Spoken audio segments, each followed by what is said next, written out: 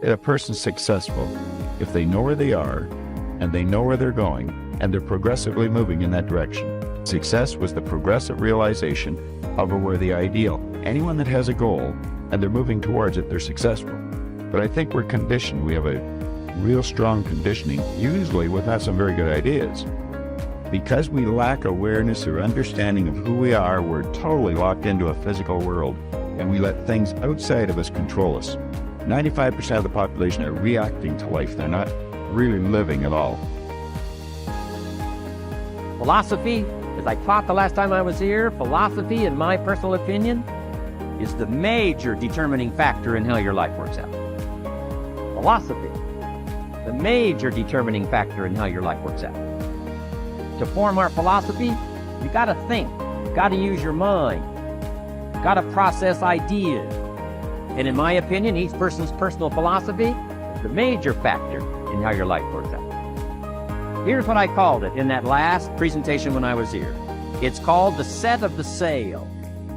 Each person's personal philosophy is like the set of the sail. Now, I used to think it was circumstances that ordered my life. I used to blame the traffic, the weather, used to blame circumstances.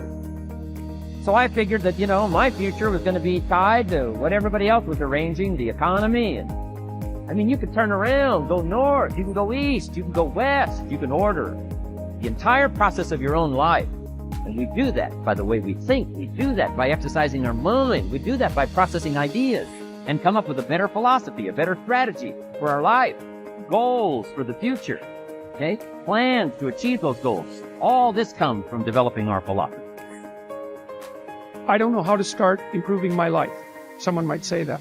And I would say, well, you're not aiming low enough. There's something you could do that you are regarding as trivial, that you could do, that you would do, that would result in an actual improvement. But it's not a big enough improvement for you, so you won't lower yourself enough to take the opportunity. The point is, your best strategic position is, how am I insufficient and how can I rectify that?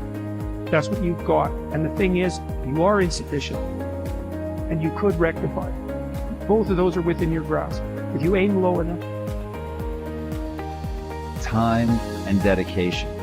It takes a willingness to accept that you're not yet good enough. It takes the ability to stare at the places that you know that you're weak, to really look at those things and not let it affect your sense of self-esteem and not let it affect your sense of self-worth, so that you can still get the momentum going. But you have to understand that in the beginning, we're all terrible. Remember, little achievements lead to confidence that conquers guilt. Then buy up every challenge to reach your goal. You can now handle it. The winter, the spring, the harvest. Bring a new zeal to every problem, to every fear, to every opportunity. The inspiration from it all and the immediate and future progress that will someday give you a view from the top of your goals, your adventure, and your achievements. Most people get their motivational intuition through gut feelings.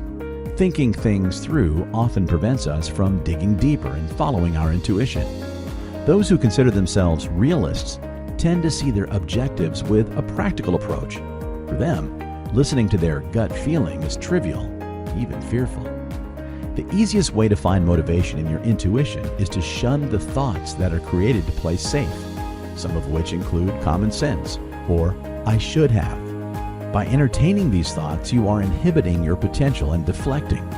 As a result, you are shutting yourself from experiencing your real intuitional motivation. Whether you are looking for motivation to relieve a midlife crisis or overcome a common obstacle, your role your motivational instincts play is a deciding factor in your life's journey. Let's look at it from a different perspective. While the idea of digging deeper into your soul is largely overstated, it is not the only way to find inspiration and motivation. As stated, you can find inspiration from something as simple as taking a walk in the park or getting into a deep meditative state. By facing your thoughts and acknowledging your feelings at every turn, you can strengthen your motivational intuition and stay inspired under any circumstances. Ultimately, it's important to take it one step at a time. If you feel motivated, you are likely to get excited and get one grand idea. If you cannot execute it to perfection, divide it into smaller steps that are attainable and realistic. Take time to learn. Develop a growth mindset. The best approach to self-development is to take things slowly and advance at your own pace. The gravest mistake you can make is focusing on quick fixes. Your success can only be achieved with consistent, gradual change, which comes with developing a solid growth mindset. Despite different temperaments, learning abilities, skills, and talents, most of us can develop a growth mindset to stimulate our personal development. Fixed versus growth mindset. The first step in cultivating a growth mindset is learning to distinguish it from a fixed mindset.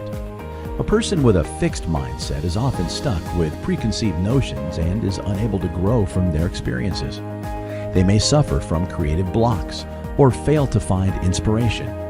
In extreme cases, they may develop mental health conditions such as chronic anxiety and depression. Having a fixed mindset inhibits not only your mental health, but also your growth potential.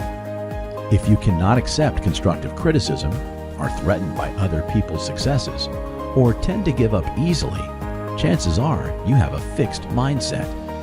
By contrast, developing a growth mindset allows you to embrace challenges and enrich your curiosity. You are eager to find inspiration, learn, and accept criticism without taking offense. The best way to stay motivated and avoid repeating the same mistakes is by reflecting on your past.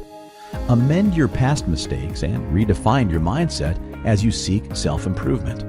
Most importantly, focus on the journey and the process instead of fixating on the results. When you seek quality and stability, successful outcomes will always follow.